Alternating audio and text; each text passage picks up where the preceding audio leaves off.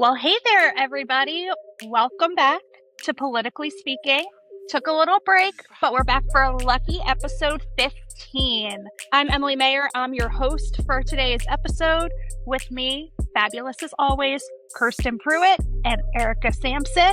We hope that you've been up to good things while we've been on a break. Arguably, we've been up to good things. Other people may beg to differ. So I'm hosting today's episode because we are going to break down the primary elections that just took place last week, June 9th. We're in the middle of runoffs, so there are still a few races to be determined, but let's discuss the results. And the reason that I'm hosting is because I worked on some of the races. So I thought it'd be interesting to have the perspective from your normal everyday voters who know about the party dynamics and what social media is saying, and then versus my perspective, that's a little different, having maybe a little too much information, depending who you ask and what day it is. All right, so first up, what was the most surprising thing to you regarding the outcomes of the primary, Kirsten? Nancy Mace finishing fifth. It was a happy surprise. Yes. Great news. And she doesn't have a job. So, yeah, happy surprise. Good surprise. I'll hop in. For me, I thought it was just the turnaround from just the early voting. I was glad that a lot of people even came out either because I would say when it comes to early voting, we look at that information, you know what I'm saying? And then also it was very hard for me to even carve out the time to partake in early voting. So the fact that so many people came out, I was like, oh my God, thank goodness. Because I was struggling to figure out how I could carve out time just to go vote. So I'm glad that everybody did make the time to do the early voting. Because again, we look at those numbers and and then it also gives you that boost. Like, okay, you care. People actually care and stuff like that. And then finally I was late to it and then I did the regular voting. But I feel for me it's more like the early voting. That was like, okay, good to hear. Yes. Speaking of the early voting, let's talk about that a little bit, because this is now third election cycle. No excuse early voting has been implemented. We started it in 2020 because of COVID, and then they decided to. So we started in 2022 as the first election cycle. Then obviously we had 24, the presidential year, and now we're back. Now we're back to a midterm. So let's talk about turnout, because early vote turnout was incredibly high and it overwhelmingly benefited Democrats. We saw Democrats outpace Republican primary voters. All right, so let's talk about that early vote, because this is the first time that we have seen record-breaking numbers in the way that we have. So this is our third election cycle with no excuse early voting. We started it in 2020 as like an in-person absentee because of COVID. But then we had 2022, which was a midterm year, 2024, and now 2026 cycles with this 2 weeks of no excuse needed early vote. And so we saw record-breaking numbers in this early vote, favoring the Democrats overwhelmingly. Then on election day, we saw a higher turnout of Republicans, which fits the trend that you hear nationally, right?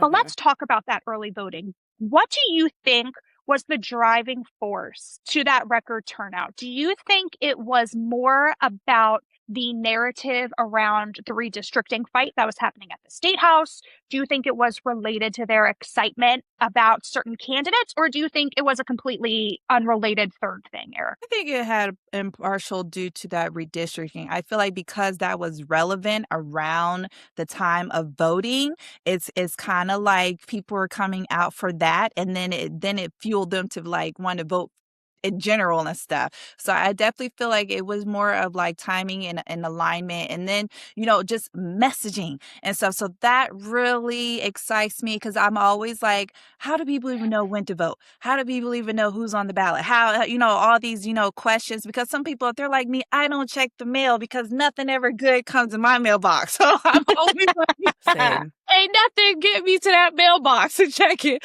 Me too. Right. So that's why I'm always like, how did the message get delivered? So I feel like it definitely partial was redistricting. And then I feel like some of the people that were on the ballot, they just did a good job as far as getting themselves visible.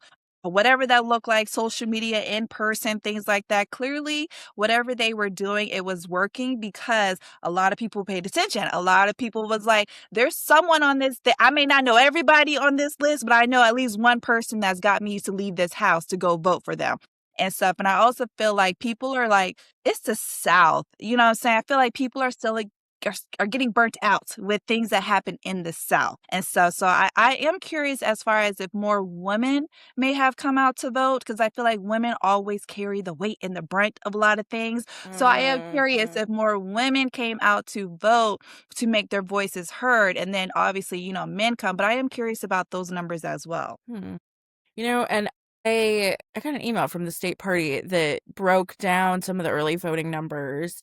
And now I kind of want to take a look and see, because I think it might have broken it down by gender. It definitely did. That's what I was thinking about checking too while we're sitting here. Yeah, I'm like, I didn't, I saw the email, but I didn't pay a ton of attention to it. But I briefly clicked on it. So yeah, I think that we may know that actually. So with this question, I think is a combination of both the redistricting and excitement for candidates, and maybe not even specific candidates, but just the fact that there were quite a few Democrats on the ballot to choose from.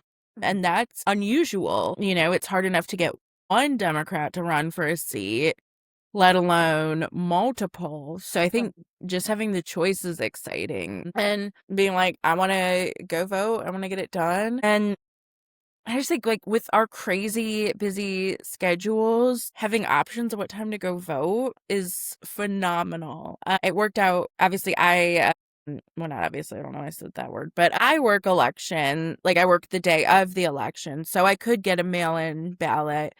But my husband doesn't drive, so I take him to vote. And so it just works out better that we have an option to go vote at a different time than election day. So I think that's appealing to people. And I think, the longer we do this, no excuses, early voting, the more people are going to hear about it.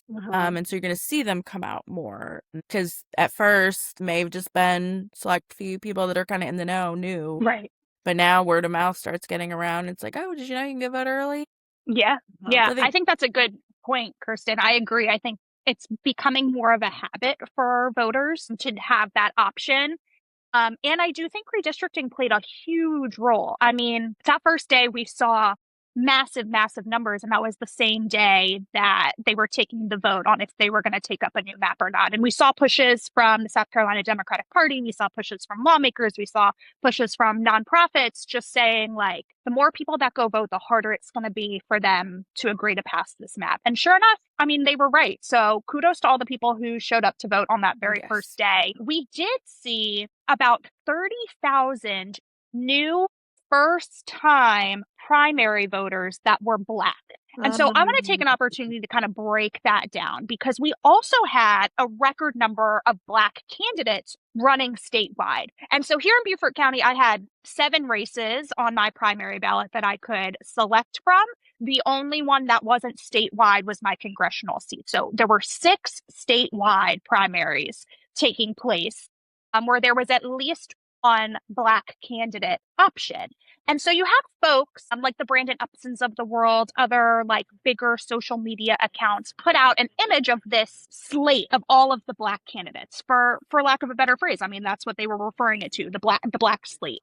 And what we saw was that 5 of those 6 won their primary. The only race that was not won by a Black candidate, or the only Black candidate in that primary, was Annie Andrews for Senate. And I think you could argue that folks are just really fired up about Annie. They knew her from her congressional run. She's been out in the community doing the work. I mean, I think there's plenty of arguments to be made about why Annie won that race.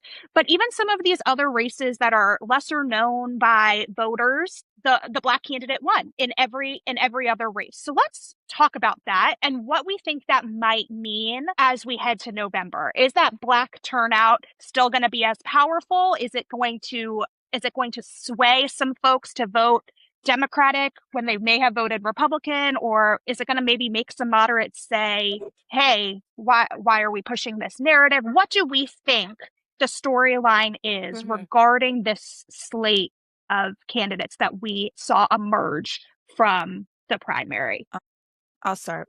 I think I'll let Erica go first. I think that this is great. I always say representation, but I always say everyone wants to be Black until it's time to be Black. I feel like that's another side of the coin. I feel like I'm glad that we have this representation, and I'm glad that the representation looks more as options for us. Like not like Black people are not always like at a corner store. They're not always like, in the classroom. Like, no, we can run office too. Like we could be options as well. Like I feel like I'm glad that and that's why I say the representation, because I feel like growing up, people are always like, you should be a doctor or a firefighter or something. Like, no, maybe you could, run for office, maybe you could do other things and things like that. Own the store, like be in the White House. So I feel like it just expands the image and the aura of just Black people. It's like we can do those things as well, and some. So I think it's great that we are seeing the and some, the more of, than the less of, So and we can add too. So I think it fills my cup to even see a full slate of Black people, because one, it's very hard to run, and it's very hard to even honesty and transparency get Black people to vote, like point blank period. I will just be transparent about that. So the fact that we're even having people have the courage to run, having people in South Carolina specifically to even want to take the stand and want to make those changes and stuff. And I think that's why you're going to also get more voters, because they are able to reach out to people to run. So now you're going to have people in their districts, people that they grew up with. I guarantee some of these people grew up with people in that community, and they're like, dang, like we went to school together. Now you're running for office. Like, I love that, So I feel like it's just a coming home. Like, yes, it's our time. Yes, you're like, let's get it. And hopefully it sprinkles and encourages other people, maybe not to run, but maybe to work on a campaign, maybe to go knock on doors for someone. Whatever the capacity that looks like, it's the capacity that we're getting involved. We're showing people that, yes, we have the knowledge and the skills to do what that person does. Like, I feel like every time I see Trump in office, I always feel like anything is possible. I'm like, Yes. Right, yes, So I love the fact that more Black people are just getting involved, because again, it's very hard to even get them to register to vote, especially Black men. So the fact that we have like all these people even wanting to represent us, I am all down for it, and it excites me, and it gets us out there, because no one knows our culture like us. No one knows what our needs are like us. So I feel like you need us, when you're making these hard decisions, hard conversations. Like, we got to be at the table too. This is South Carolina. We represent South Carolina as well. So I'm excited, as you can tell. And you should be. You should be. And it's almost Juneteenth. Okay. Yes, I'm real excited. Yes. Going on. Well, first, I want to answer the question: did more women vote in the primary? Because I, of course, looked that up. So 65.5% of primary voters were women. So yes, overwhelmingly women carrying the day again. Exactly. Okay, as usual. Yeah. Yes. And so then the actual question, and I always want to preface this with, I know I'm speaking from a place of white privilege, and I definitely would never intentionally want to offend anybody. So that's why we have Erica, because sometimes she keeps us in check. Yeah, and I have the best the best intentions, and I love people. Erica brings a different lived experience to help shape our opinion. Yes. Yeah. So I think the thing that, while I am so excited to see all of the Black enthusiasm, and I pray that we're all able to help foster and keep that enthusiasm going till November, because it's a long sludge till November. It doesn't feel like it, but it can be. And I mean, that's with everybody. I hope we can keep the enthusiasm with white people, Black people, everybody, because that's what we're going to need come November, is people to keep turning out. So I think keeping that enthusiasm high is super important, and for the whole Democratic electorate. But I think what bothered me about like the brand I'm creating, like the Black slate, was I would like to focus on why they're a better candidate. Because in many of those races, you can say, or maybe all of them. I mean, I didn't know many of the races, I don't know some of the lower, like, not lower, but like obviously I was really plugged in on governor. But then once we get to like treasurer and things, like, I have no idea. But I think we should be uplifting these people for their accomplishments, because I mean, like, you look at Jermaine and everything that he has done. I think he's way more than just let's vote for him because he's Black. Like, yes, that's a piece of it, and a very important piece, because representation absolutely matters. And I remember with Kamala Harris, like, even just thinking about it now, it makes me want to cry that little Black girls would go up to her and be like, I can see myself in that. And that's so important. But I don't know. I'm not saying there's anything wrong with that, but just, I think we should uplift the person as a whole. Yeah, I hear that. And I think it's really interesting. The race that stood out to me in regard to that slate dynamic was treasurer, because the white candidate was Trav Robertson, who was the chair of the South Carolina Democratic Party for, I don't know, 6, 8 years, something like that, right? And so he had name recognition. He had folks across the state who knew him. Granted, some people had negative opinions of him, but I feel like if you went into the ballot box and you didn't really know anything about treasurer, you'd still see Trav's name and be like, oh, that's somewhat familiar to me for some reason. I don't necessarily know what it was that he did, and he also previously worked as like the deputy treasurer for the state, which is why they had recruited him to run for this. So I think, like, when I look at the entire outcome, that's the race that really stands out to me as like, oh, maybe this Black slate thing held more power than I realized, not being in the Black community, in those message rooms, that's not my space. And so I'm not there. And so I think maybe I underestimated, and it hurt my statewide candidate. Yeah, and me too, because I really thought Trav had a good shot. Because even my husband, who like complains about Trav on the regular, because he knew about Trav, like he knew who Trav was. And it was nothing against Vincent Coe. Had told ultimately, yeah. I mean, I don't know Vincent Coe, so I can't say positive, negative. Like, I just don't know. Yep. So yeah, I was surprised by that one. And I think that slate held a lot of power. And And, there's always conversation about electability, right? We heard it in Texas with Jasmine Crockett versus James Tallarico in their primary for Texas Senate. We hear it all the time, right? We talk about electability, what kind of candidate is electable, what policy positions, what color of their skin, what gender, right? It's all encompassing when we talk about politics, electability. And it's really, really interesting to see that play out in a slate of statewide candidates for state office, all being African American. Annie is a total variable on her own because she's running for U.S. Senate, right? It's statewide, but it's not in Columbia. It's in Washington, D.C. So super, super interesting to just see how that plays out, because another piece to this is Jermaine Johnson. And for those who aren't familiar, our nominee, I'm so excited to say that, our nominee for governor from the Democratic Party in the state of South Carolina is Dr. Jermaine Johnson. And he is currently a state representative, and he is under 40. Yes? Yeah. If he's over 40, it's not by much. Yeah, no. Or he might be exactly 40. Like, right. Yeah. Right. Sorry, Jermaine. Sorry. But so when he first ran for office in 2020, he ran in a primary against a long-term incumbent. And everybody said to him, don't do that. Like, that doesn't look good. Wait your turn.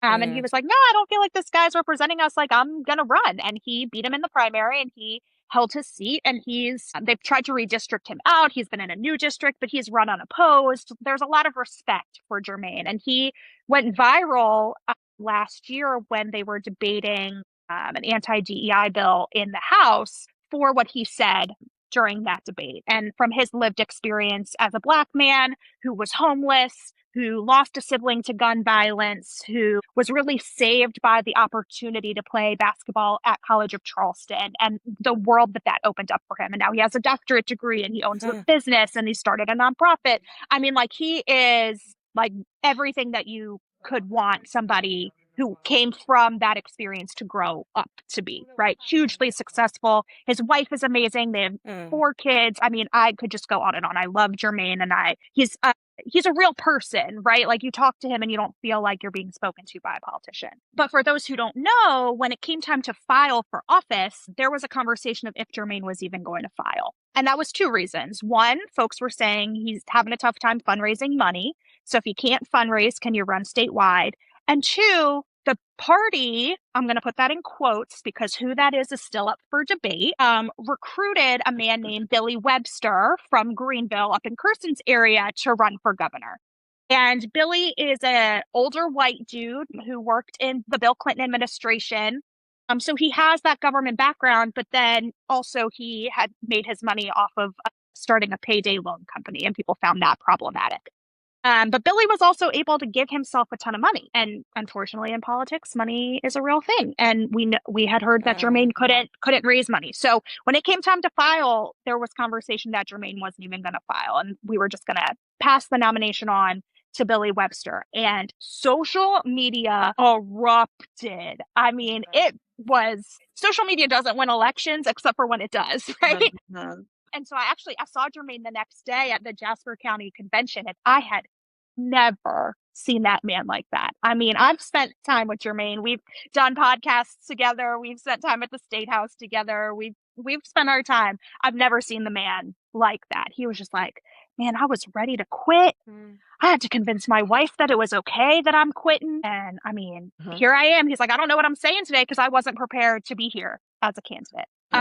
And so we just saw like this, for lack of a better phrase, like vibe test happen. And like Jermaine passed all the tests, right? Like social media was all in on him. It didn't matter that he didn't fundraise as much money. It didn't matter that he didn't have as much to spend on direct voter contact. I mean, Billy spent millions of dollars. I think I got 5 mailers from Billy, which the optics of him like picking Black people to be on his literature, we can have a conversation about that. Maybe later if time allows, but it became money versus vibes. And I thought that was really fascinating because I think you kind of saw that play out again in every race except for Annie's. Candidates who spent their money on voter contact versus who were just super engaged on social media and had that grassroots following. So how do we think that's going to translate into November? I mean, Jermaine still has to fundraise, right? Do we think that vibes are enough? Do we think that this institution versus Jermaine, do we think the institution of the state party is going to come around to backing Jermaine and get the support that he needs? How do we foresee this playing out, Kirsten? As somebody who did not vote for Jermaine, I'm going to out you. That's okay, because I was about to out myself. So I voted for Billy Webster. I know I'm going to get a lot of hate for that because I already have. But I personally know Billy. And I know what Billy has done for the Greenville County Democratic Party. And I think that's important. Which has been behind the scenes work that people don't know. And I just know him and his wife and who they are as people. And they're wonderful. And I don't know Jermaine. I mean, I've heard about Jermaine, but I'm in Greenville, so it's like, I think part of it's like where you are, what communities you're in. And I did have a lot of concerns about that fundraising piece. And then translating to electability. But one thing I will say, the percentage of votes that Jermaine got did a lot to convince me that maybe I was wrong on the electability piece. Because if he could get that many people to vote for him, I mean, that's a great sign of what's to come. And yeah, I mean, Billy was everywhere. I mean, I remember my husband saying, that he was seeing so much about Billy, like even on YouTube and like all those spaces that he's in. And, we went out to the bar when my friend was here and the Billy Webster ads were all over the place. So it was like inundated. And again, I don't know if that was like, I know y'all got mailers, but I don't know if the ads were a lot in the Greenville area. But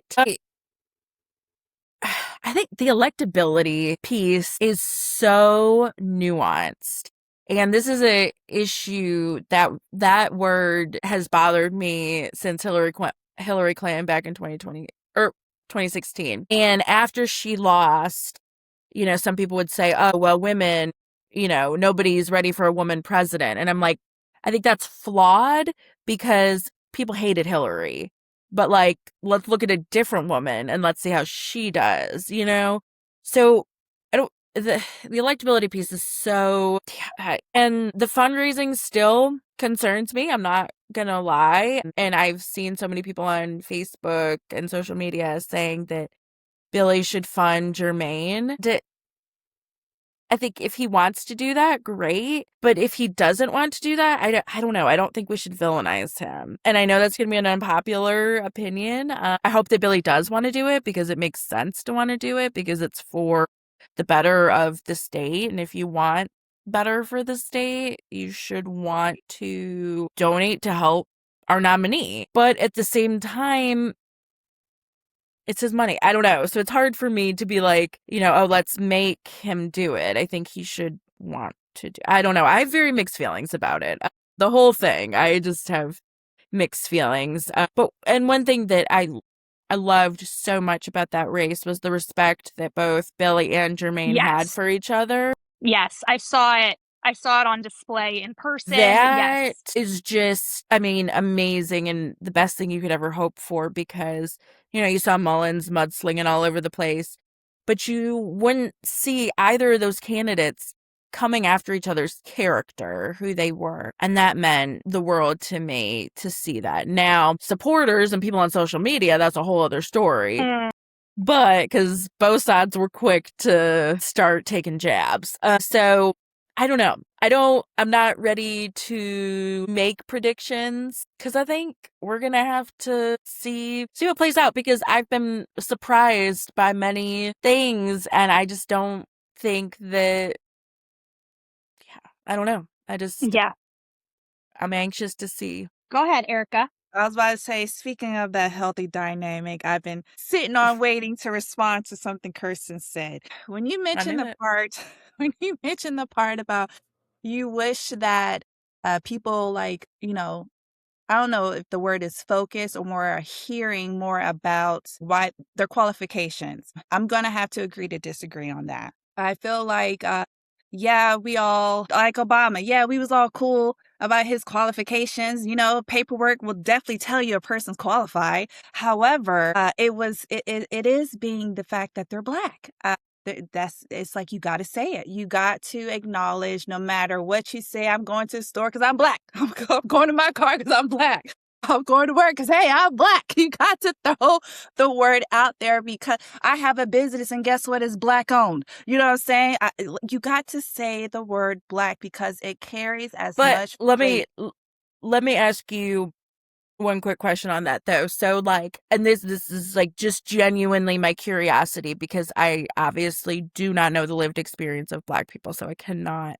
But does that mean we vote for them just because they're Black? Or well, the way that I interpreted the Black slate before I let Erica give her knowledgeable answer is hey, if you don't know who you're voting for in these races, these are the Black people. So if you're 10 toes down, but you don't know anything about anything, these are the people that you need to be voting for. That's how I interpreted the Black slate. I didn't interpret it they're better or more qualified, which, that's a different conversation for all of this anyway. But I took it as, hey, if you're riding with Jermaine, FYI, continue down ballot and vote for these other Black candidates. That's how I took it as a white person running a campaign for one of the white candidates against that slate. But Erica, I want to hear your thoughts. Yes, I feel like the word Black just carries so much weight because it carries so much history. It carries so much stories. It carries so much lineage. It carries just so much importance that there's no way that you can just solely focus on qualifications without acknowledging that, hey, the person is Black. And then I also feel like there's so many white representation that you have to acknowledge that, hey, there's a Black candidate on the ballot. And a lot of people and as the voters, the Black community, even when you mention people running there, if it's a white person, gonna like run and put their shoes on. There's no sense of urgency because they see what the white community does. So you have to be like, hey, there is someone possibly gonna be sitting at this table who gonna represent us and stuff. So I feel like there's no way that you can be like, the focus is only tell me what the qualifications is. No, I need you to tell me everything. Like, and then the fact that he mentioned that he's homeless. He mentioned certain things. These are Black norms. I don't want to say that without like sound like I'm belittling my people, but these are realities of some of the voters behind that are coming to vote. These are their lived experiences stuff. And then you got another candidate who is a millionaire. No, and there's a white man. You know what I'm saying? No, it's like, no, you have to say that, you know, the sweeter the berry, the blacker the juice. I don't know how else to say it. You got to be like, hey, there's some Black people. I think it's the other way around. I think it's the blacker the berry, the sweeter the juice. That's what I was thinking. I was like, that doesn't make sense. You gotta say it. You gotta acknowledge it and let it be known. Like there is just Black people on this ballot, and you gotta like say that as you're like, and did you know that this person, you know, went to college? This person is representing this part. You gotta like send the accolades, but you gotta make sure to also include, did you know that there is a Black person? Because a lot of people they're gonna stop listening to you the minute that you say that there's a white man on this ballot, or there's a white person, whatever, or whatever that is. But I just feel like, yeah, I have kickback on that one because I just feel like you can't only be like, yeah, I want to hear the qualifications and stuff. That's cool and that's great information. And that wasn't point, that wasn't, I think I meant more look at them as like overall. Like, I think, yes, we should also put in that they're Black, but I think we should. If you want the Black vote, you got. I think my pushback, Kirsten, on that, because I I just don't saying. know, and like these are just genuine questions of I admit 1000% the privileged life I have lived around white people my whole life. Like, I don't have a lot of exposure to this. So my perspective, I genuinely want to know, because I think it makes me a better person to want. Well, and so to take that one step further, Kirsten, I think for me, it also comes back to reminding myself that like Black people still don't have access to the same opportunities to be successful. So if you have two qualified candidates on the ballot and one of them's Black and one of them's white, the Black candidate probably had to overcome 17 other hurdles to get to the same point. So like from that perspective, that's a very good point. I get that. And then you mentioned a follow-up question for you. You mentioned how he struggled with finances, but he definitely got the vote. And I feel like that also speaks volumes as well, because not a lot of people sometimes have the money to give. But what they can do is go out and vote. That don't cost nothing. They can catch a ride. They can mail it in. So I feel like, again, the Black vote just carries the weight. And the fact that people like to market to the Black vote. Why? Because it carries that weight.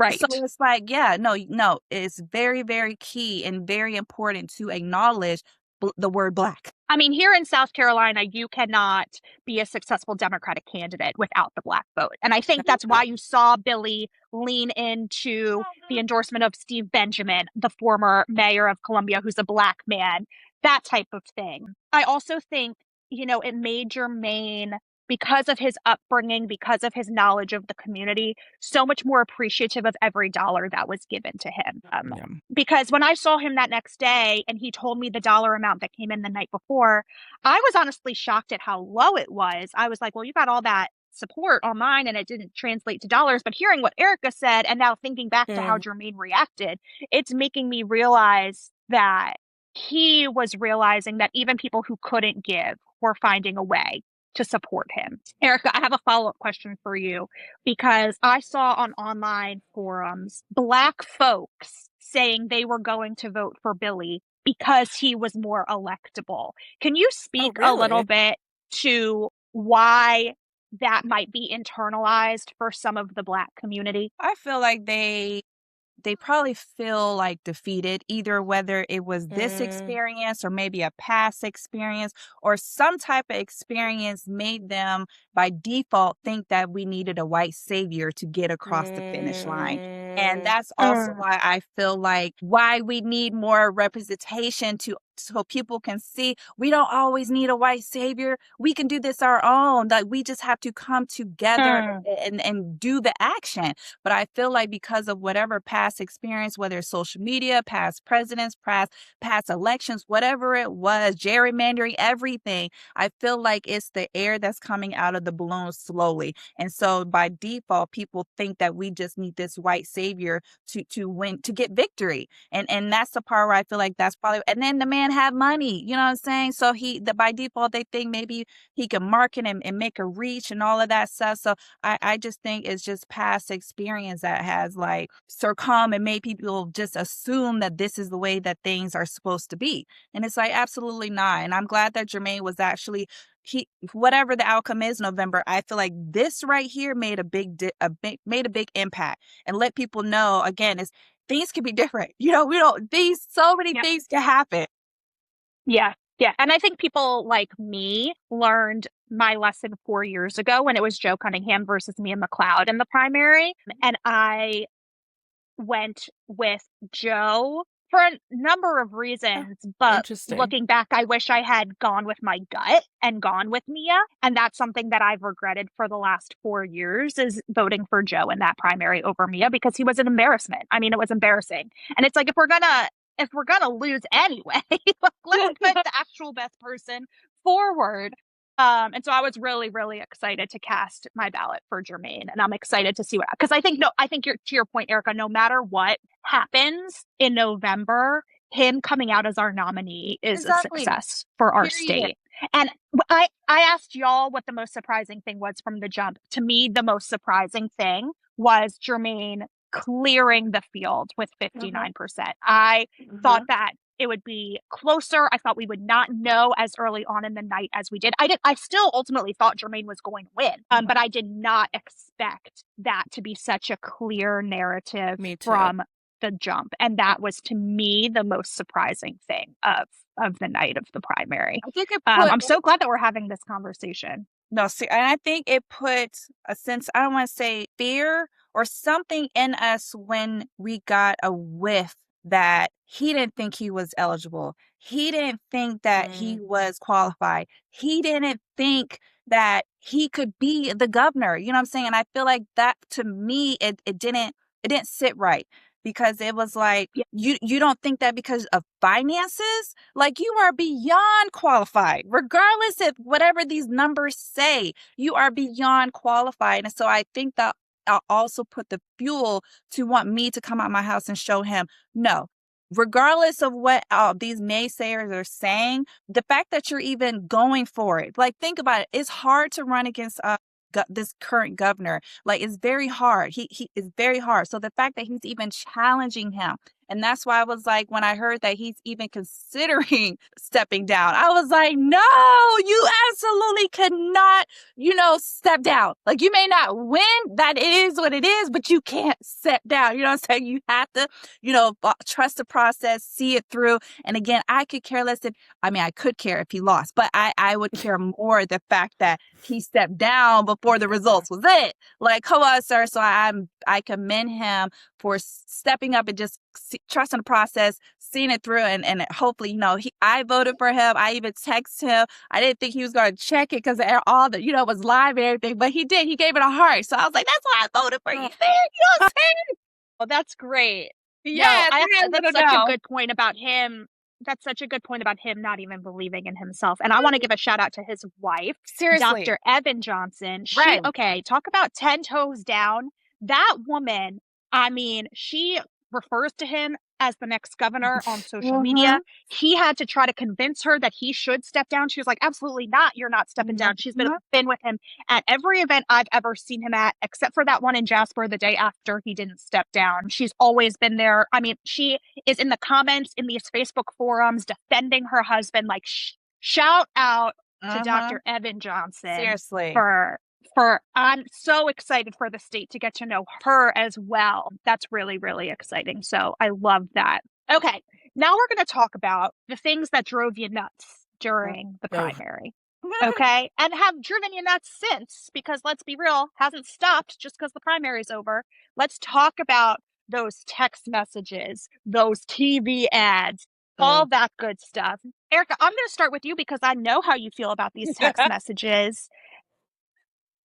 As somebody who is a loyal Democrat who will show up to vote, talk to me about why those text messages are so triggering for you. And as a voter, what would be a more effective or better way for you to be communicated with? They just get overstimulating. I feel like because I internally already knew who I was voting for, I didn't necessarily need those constant text messages because I already had my game plan. So but then I also didn't. I felt guilty about blocking the person I was supporting. You know Me what I'm saying? too. Right. I don't want to unsubscribe. Like, I still love you. Girl, I love you, but chill. You know what I'm saying?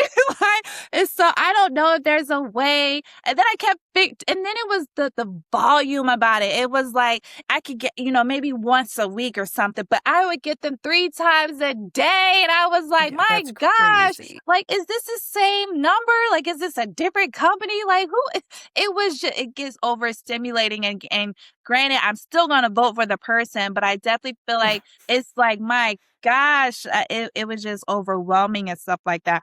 And then I just felt like I told you, I feel like they need to spread the love, give it to somebody else. You know what I'm saying? So well, that's why I think this costs money. You know? You're wasting money on me. Right.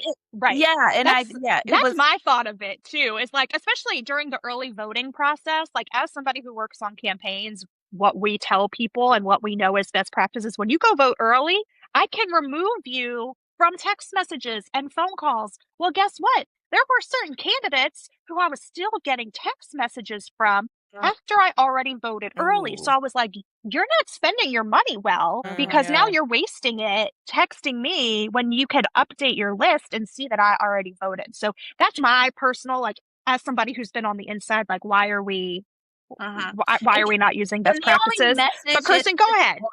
Or it says, if you don't want to reply, block. No, there needs to be other option, like remove me, but keep me as a voter or something. There needs to be other options. As a supporter. Like, something. Just so that you do not need to bombard me. I'm one of your people. To only send me like the emergency notifications. Right. And then I didn't even get invited to the watch party. Wait, hold on. Why ain't get no invite? Y'all bombarded me with my votes, but why ain't get invited? Well, it was on the other side of the state. Okay. Y'all lucky Kirsten is on his chat. Okay. And I Go ahead. I got a personal invite to that because I'm really good friends with somebody on her team. But I have replied stop to some of those messages because I don't want them to spend money on me. And so that's my reasoning behind replying stop, because I'm like, please take your money elsewhere because it's valuable and you're wasting it on me. Because I wish there was an emergency option where like I can still get messages and you can see that I'm a supporter, but the only option I have right now. And then also the text messages I get for Congressional One, that I am on the other side. Why do you get Congressional One text? Right.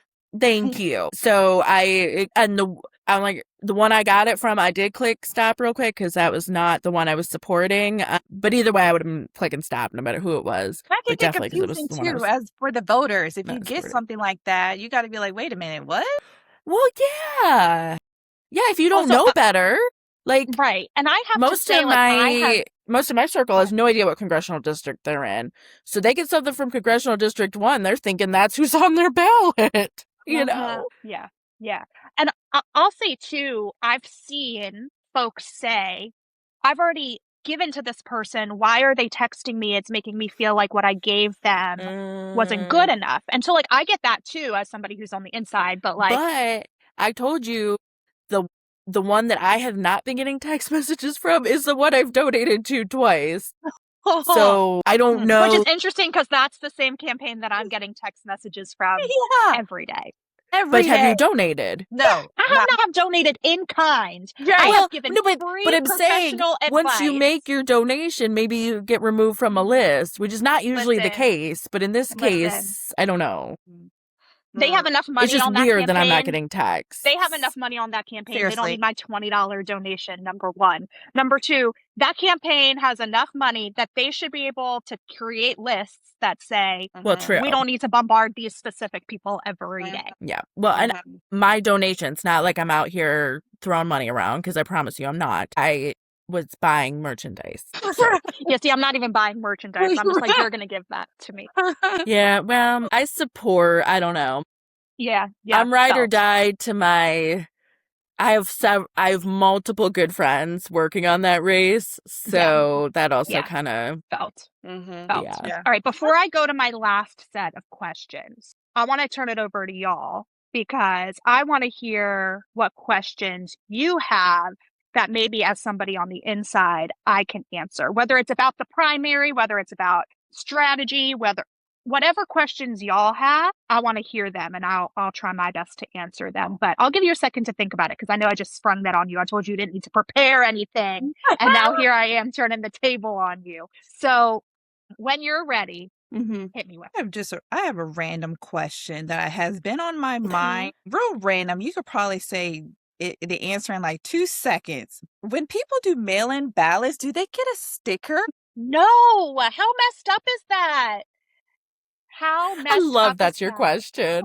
In other states, they do. In like California, I'm pretty sure they do. They send it with your ballot.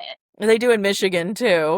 Really? No, seriously, that'd be like the best part. When I slide my, I'm like, where my sticker at, man? You know what I'm saying? I drove here. Where's my That's sticker? literally why I go vote. Democracy. I go vote to get that. Well, and in Michigan, they have a contest every year where people get to design the I voted stickers. Oh, and I love that. They are always phenomenal, because they're very like Michigan centric. Oh, I love that.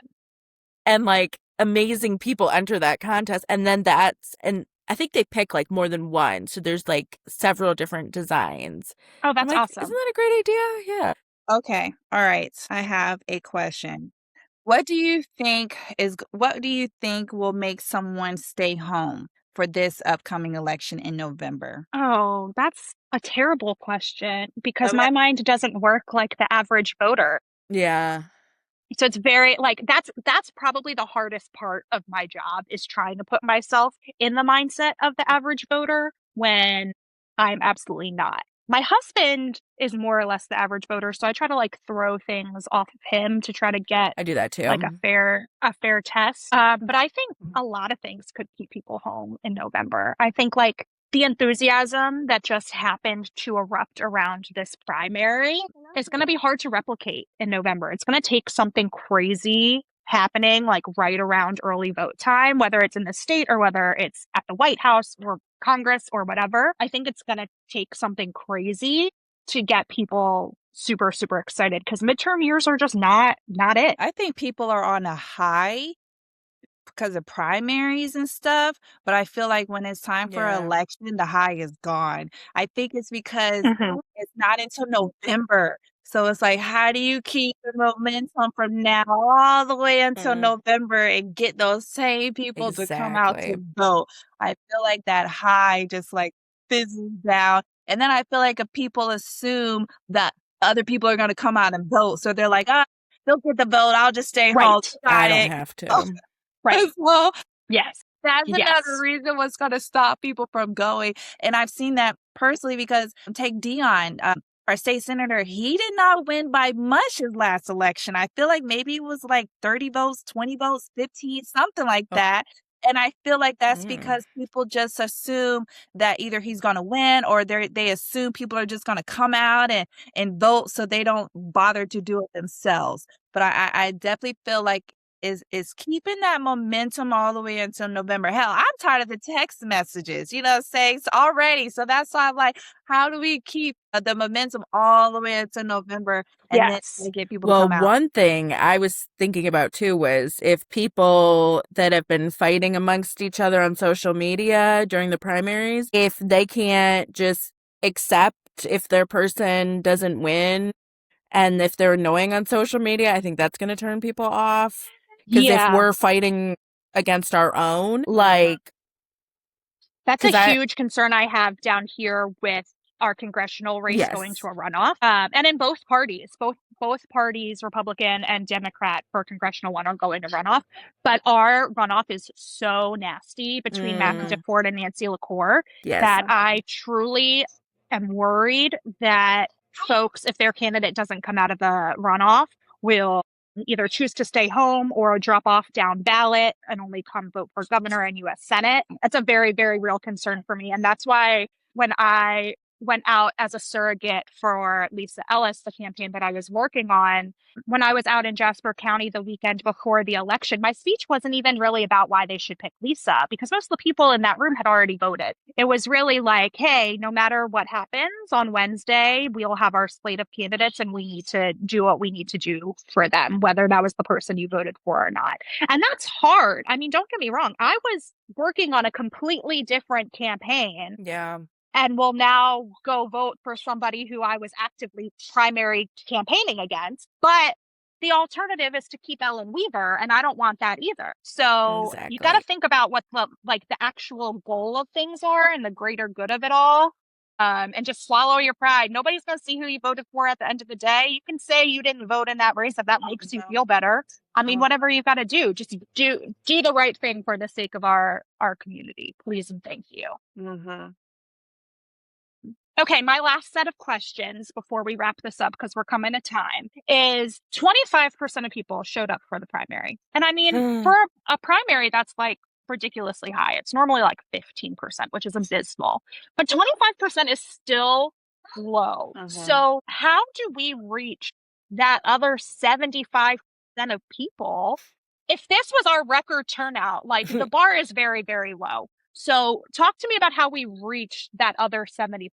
I think that South Carolina is a melting pot. I think that's also, not saying it's a problem, but I feel like there's more people moving here than actually born and raised here. So I feel like if you moved here, then you need to register. And that's part of the gap, because they're probably registered in a previous state or they're not registered at all. And I say this because as I'm talking to Black men trying to get them to vote, a lot of them have only been living here maybe for a year. So they're registered at a previous, state. So once they get here, not only do they need to register, they have to have some type of motivation to even want to know about who are they voting for. So it's kind of like a part, like two-way thing. So that's why I say I feel like South Carolina is like a melting pot, because we have so many tourists. We have so many people that move here, but then they got to also get registered. So I feel like just simply starting from the foundation of getting people registered to vote is majority of the hurdle, because we have to get them to vote, but we have to literally get them to at least register, you know what I'm saying? So I feel like that is the biggest piece at just to start the process, because I feel like people don't want to register because they know that they got to go vote. You know what I'm saying? They know that they have to like do an action once they do that action and stuff. And that's the gap. People don't care about the second piece of it. So they're not going to do the first piece of it. But I definitely feel like if we want a more turnaround, we really have to like get people registered to vote. Then they'll understand. Maybe it'll have more meaning. Maybe because they went to vote, then it'll mean more maybe because they go register vote, then it'll mean more to actually now go actually vote and stuff. But I feel like the biggest hurdle is we don't have enough people registered. And I think that melting pot is a very interesting point that I hadn't thought about before. Because if you think about that, when you're dealing with all kinds of different people, I mean, the messaging component of it, and like, how do you reach out to all of these different communities has got to be challenging, because what speaks to one group is going to speak very differently to another group. And I don't know what the answer to that is. I mean, even like the visibility, not even just messaging, like how do you get in front of the different people? Yeah. And I think to your point about it being a melting pot and people coming here from all over also makes it like less of an emotional attachment to the outcome. Whereas like they're like, oh, I just moved here. Like I don't really have an opinion on who's governor, or I don't really know that the Republicans have controlled the governor's mansion, the Senate, and the House for the last 23 years, and that we need to do something different, right? Like there is a lack of voter education. And that's something that I think always surprises me when I go through this process, is like even the people that like know enough that like, oh, there's a primary coming up. I know I'm a Democrat. Like, I know I need to go vote. The like misconceptions that they still have still are shocking to me. Like I had people that I was like, hey, do you have your plan to go vote in the primary? And they're like, yeah. I was like, do you have any questions about your ballot or any of the candidates? And they're like, no, I'm going in and voting straight Democrat. And I was Oh, like, yeah. well, yeah, it's a Yep. primary. Like that's how that works. Or people who are like, I've well, heard I'm that. registered. I'm registered as Democrat, so I'm voting in the Democratic primary. And I'm like, we don't register by party here, and you can actually pick which primary you want to go vote in. So there's a lot of voter education that it's like I can't even fault the schools because it's like if you're coming here from Transplants, another yeah. state where they have closed primaries or you do register by party, like that's your misconception, right? So there's so much voter education that needs to get done. We'll see. All right, my last question for us before we wrap up tonight is what are our expectations for November? And I don't mean in regards to like voter turnout or how excited people are or how many text messages we're getting. Like, what do we think is a realistic outcome expectation? Who do we think is the most likely Democrat to come out successful? Do we think there's multiple opportunities to pick up? Do we think Annie Andrews is going to outseat Lindsey Graham? Like, what are our expectations as we turn the calendar towards November, Kirsten? Oh gosh, I think that's such a hard question because it's like, I can say all day, like, yeah, people, even Republicans hate Lindsey Graham, so maybe they'll vote for Annie. But that doesn't necessarily mean that that's going to happen. It's like for me, if there was a Democrat I hated, I don't know that I could go vote for any of the Republicans, that still is like, I don't know. So I feel like my mind is not made up on anything. And I am just excited to see how this all plays out. Because, yeah, I mean, even the primaries, I'm hopeful, but I'm hopeful every time. So, that it's tough. I went to Annie Andrews' watch party and on primary night, and both my mom and my husband were like, oh, she's going to come back devastated like she always does because it's a Democrat. And I was like, okay, yeah, but this is a Democrat only election. So a Democrat's going to win. Like either way, like this one, I'm not going to be devastated like come November. But I don't know. And again, I mean, yeah, Annie has a lot of money, but Billy and Jermaine, so it's like you can't put the thumb on any scale and say, so I don't know. I don't have great expectations for voter turnout, if I'm honest, just because I think nationally things are so messed up right now. And I think a lot of people are really discouraged and defeated. And that's really hard to convince people to come out because I can't argue with them that, things are going to get better. And, because even some Democrats have not done wonderful things. And if we don't have control, so it's hard. It's hard. Yeah. But yeah. Anyway, go ahead, Erica. I think there's going to be a great victory. And I say that because with Annie, this is her second time running, which I think that speaks volumes. Because I remember the first time that she ran and she did not win, I asked her face to face when we was at an event together, did she have any intentions of, trying again? And at that time she said no. But when I saw her running again, I was like, I know that's right. That alone. You know what I'm saying? I was like, yes. And so I feel like that also speaks volumes. And then the fact that Jermaine was about to step down and then the underdog came back, never let them know your next move type energy. I was like, I know that's right. So I definitely feel like there is going to be victory in all of these areas come November. And I say victory as in even if they, don't win, I still perceive it as a victory because of all of the things that has transpired just to even get them this far. And then fact how far they are right now. So I think that speaks alone as victory, regardless of whatever the results are. They got really far. And it's like, and then the trials and tribulations, like I said, she lost, but made it come back. He thought about dropping out, but made it come back. So I feel like they're winning already. So I would say 30,000 first-time Black voters. I mean, that's a victory in and of So itself. that's what I said. And that's what I tell candidates. Like in the week, the final days leading into an election, and they say, what work can I be doing or should I be doing? And I'm like, I want you to spend some time on election day, thinking about what victory means to you if it doesn't result in a victory at the polls. And like that's what I said to Lisa when we talked that night, was like, you actually grew the raw number of primary voters that you got from 4 years ago. 4 years ago, she won that primary, but she only got 87,000 votes. This year, she did not win her primary, but she got 160,000 votes. Wow. So, or 140, something like that. So like that to me is a victory in and of itself. Like, you don't know 140,000 people across the state.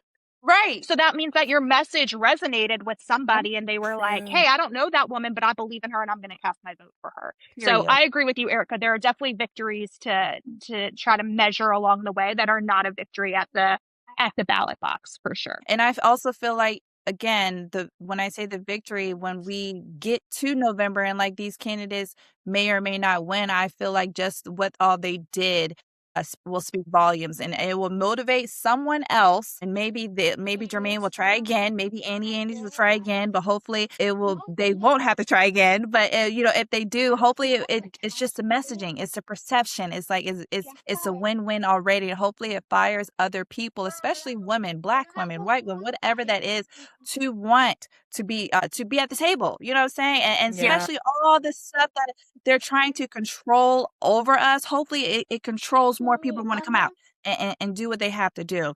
But I definitely feel like, to me, this election is already won. It's already back. You know what I'm saying? So I'm excited to see where it comes. And we've talked on this podcast about how hard it is to get people to run. So I want to end it with thank you to everyone who has signed up to run. The Democrats have a candidate in every single state house race this cycle, which is incredible. It is no small feat. Shout out to all the people who made that possible. Shout out to the people who have put their name on the ballot, their family, their friends who will be going through this with them. I think the fact that we have 124 house races, no matter how unwinnable some of those seats are, one, that's a victory in and of itself. Two, that's only going to drive voter turnout, because people will say, oh, I actually have somebody that I can show up to vote for. And we can close some of those margins in some of those communities. Jermaine, Annie, some of these statewide candidates will see the benefit of that.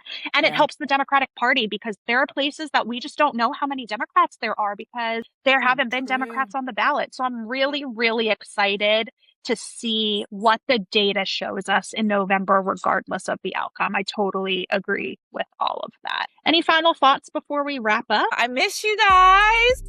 I missed you. That's why I said we had to do this. Especially with everything, all the mess in my personal life right now. It's like, I got to see you ladies.